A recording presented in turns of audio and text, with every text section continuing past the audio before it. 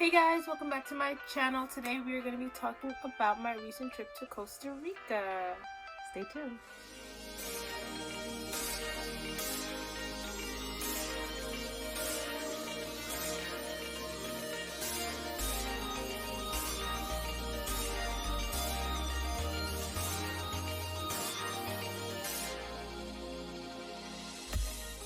As always, before I get into anything, I'm going to ask you guys to like, subscribe, leave a comment, good, bad, or indifferent, I don't care, just say something. And thank you for watching. So, first and foremost, a little bit of background. I did not go to Costa Rica just cause, unfortunately. It wasn't just a regular vacation. I went because my cousin slash big brother was getting married, and I'm very happy for him. I like the young lady that he chose, so not that he cares, but I approve. So he was getting married and they had a destination wedding, so we went down to support him. We stayed at a resort called Dreams Las Mareas. If you see me looking down at whatever, I have my phone here with like notes that I want to mention things like the name of the resort. So we stayed at Dreams Las Mareas, which was in El Jobo. It's Jobo. I know in Spanish they don't pronounce the J's that way, but I never heard the name said, so I'm not particularly sure how to pronounce it. So we're just gonna not say it anymore.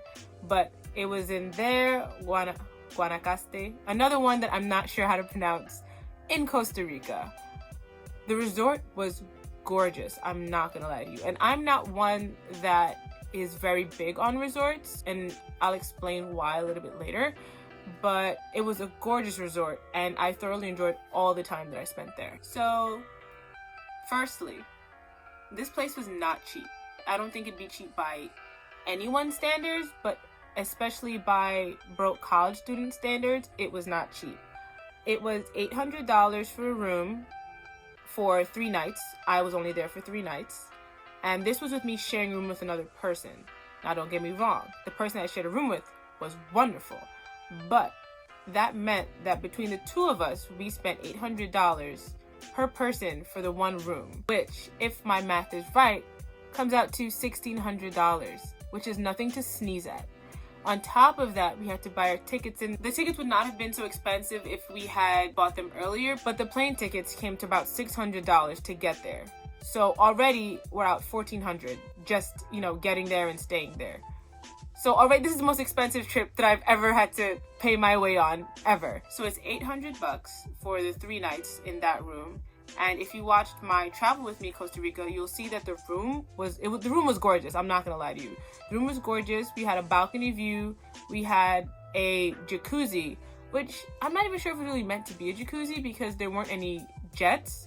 So it's kind of like maybe a hot tub, because it was literally just a tub that we ran hot water in and bubbles, and we just sat and chilled, but I'm gonna call it a jacuzzi because it sounds nicer. So I think every room had a balcony and a jacuzzi, which is I think one of the selling points of this place, and everyone had a view. So you either had a ocean view or you had a mountain view, and we had an ocean view, which meant that we could see clear across to the water, to the beach. And let me tell you, it was gorgeous. Absolutely gorgeous. It's one of the best parts of this trip was that we had this gorgeous view. The downside to everyone having a balcony and the way that the place was built so everyone can have a balcony is that when you're on your balcony, you don't have any privacy. At one point when we were outside on the jacuzzi, we kind of looked up and realized that there were people on their balcony and they were actually looking at us. And we were like, oh, okay. So that was kind of a little bit awkward, but it didn't take too much away from it, but it was something that after we noticed it, we were like, oh, all right. So the selling point of this place to me is that it was all inclusive, and I cannot stress that enough. It was literally all inclusive. So food, you didn't have to pay anything extra. The stuff in the fridge, in the mini fridge in the room, was also free, which I made sure I drank off like half of that, because usually, go to a hotel, they like tack it on the end.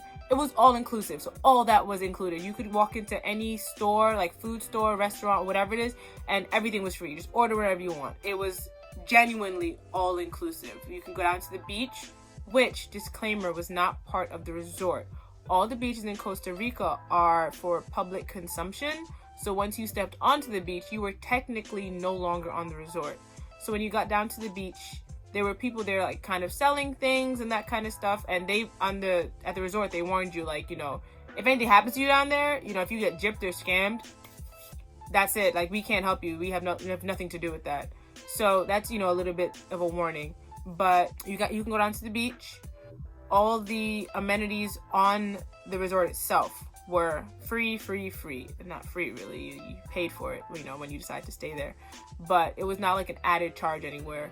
Their housekeeping was awesome. They turned down our beds. They organized all our stuff. I mean, even things I really didn't think would need to be organized, they like organized them really nicely on, you know, whatever.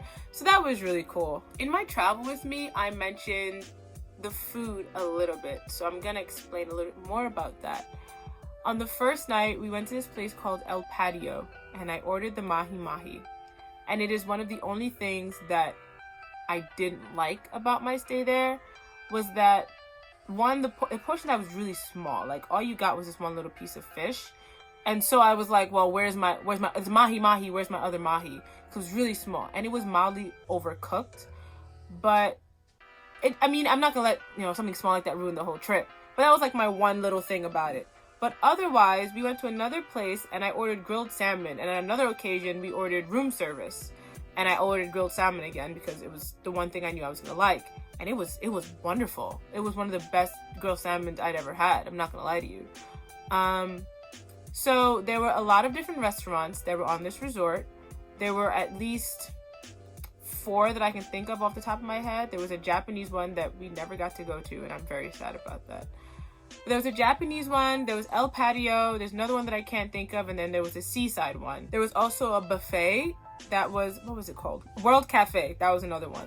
It was kind of a buffet kind of thing where you could sit inside or you could sit outside, and we went there every morning for breakfast. And I think I had the same thing every morning. Now, the reason why I don't much go for resorts is because when you stay on a resort, you're very isolated from the rest of the country, island, place, what have you. And that's exactly what happened to us. Now, I technically didn't mind it because the resort was so gorgeous, and honestly, I had just gone down for my cousin's wedding, so I really wasn't expecting to go see much of the country itself. However, if you're planning to do like a regular vacation, keep in mind that if you stay on the resort, you're going to lose a lot of the country. If you want to leave, like, they're not going to stop you from leaving the resort, but you have to make those kind of arrangements beforehand. And it's kind of difficult too when you're off from the resort, off to a west, wherever. Resorts are normally removed from the rest of, I don't want to say civilization, but like towns and stuff. They're not like in town. They're normally farther away. Our resort was an 1.5-hour drive away from the airport. So let that give you a, you know, sense of where resorts normally are, because it was on a beach. So when you stay at a resort, you don't get to see much of the island unless you make that. It has the same effect of kind of like a cruise ship, in that you don't really get to see much of what's, you know, in the country itself, which is my drawback when it comes to resorts. If I go someplace, I like to go around the place, and I want to say meet people, because I don't really go out of my way to like chit chat with folks, but I like to see the place. I like to go into the towns and walk around and, you know, that kind of experience more of the actual place itself. And when you stay at a resort, you more often than not, you don't get to do that. So that's kind of my drawback to it. A thing that I noticed that might be a me personally thing, but it's not a place that I think I would want to go alone again, like single. The rooms are situated in such a way that it's for like couples, to the point that they didn't even have a regular do not disturb sign. The sign they had was like, it was like a red card, and it had like someone with like a rose in front of them, like shh, like, you know, sexy times is happening. And I was like, now if I put that out on my doorknob, they're gonna assume something, you know, some hanky-panky is happening, and that would not have been the case. So I read the place as being more for couples sans children. Like, I wouldn't bring my kids there to be like a family vacation. Now, I understand if you're coming there for an event, for a wedding or whatever it is, you bring your kids, fine. But I would not go there with my kids like, oh guys, family vacation, because where are you going to put these kids? I was told that they bring in cots for the children to sleep on, but that would kind of ruin the whole thing for me. So I personally would not. Costa Rica is so expensive. They use a form of currency over there called colones, if I'm not mistaken. And the currency exchange is just wild, and like their prices are wild.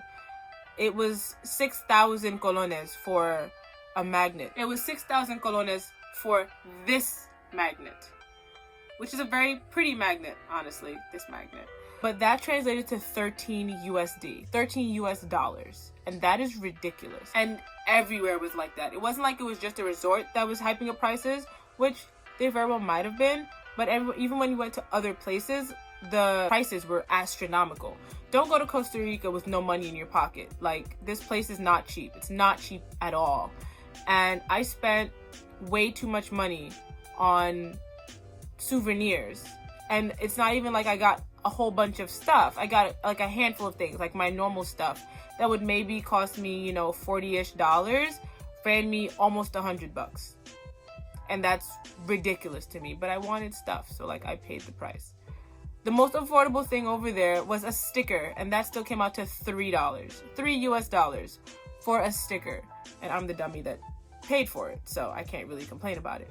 But still, so my biggest tip about going to Costa Rica in general is that it is not cheap at all. Do not go over there empty-handed. Do not go over there with an empty wallet, because you will be very upset. I take back what I said earlier about me only having one real complaint. And this complaint isn't even the fault of the resort. It's just the time. It might be the time of year that we went, or maybe the water's just always that way. But the beach water was freezing cold. It wasn't even like, oh, a little no. They were like, I swear to you, they were like, there might as well have been just ice cubes floating in the water.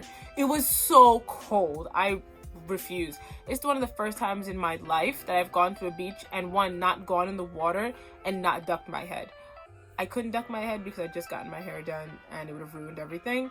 But it's the first time in my life I went to a beach and didn't get in the water. And I was very distressed over the fact that I could not go in the water. It was so ridiculously cold. So ridiculously cold.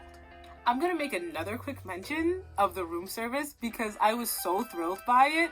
I've never gotten to order room service before because when you do room service at a hotel, you have to pay for it. And that sucks. But over here, you didn't have to. So we ordered...